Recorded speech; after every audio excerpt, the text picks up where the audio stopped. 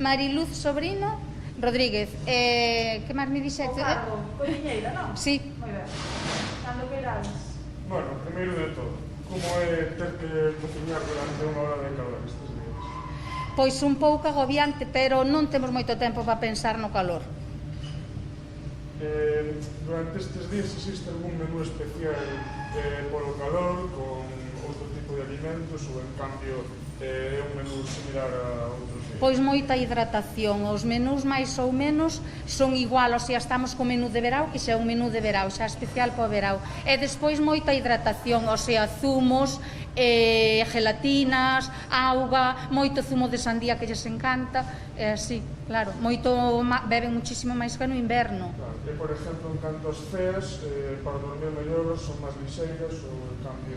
Sí, as cenas suelen ser un pouco máis lixeiras, pero máis ou menos como a mediodía, o que pasa é que pois a mellor a noite é máis a base de pescado ou cousas así, non?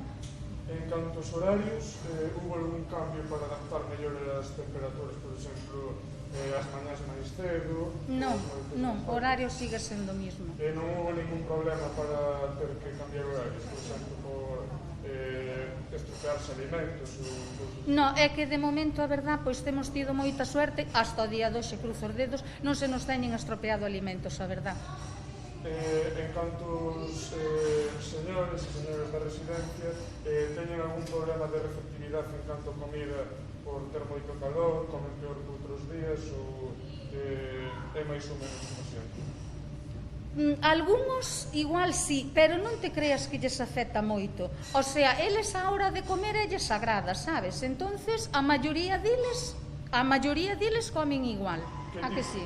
Que tipo de residentes dirías que pasan peor durante estes días? Pois a verdad, creo que os máis asistidos creo que pasan un pouco peor. Porque os outros ao ter, sabes, ao poder moverse ou eso, pois...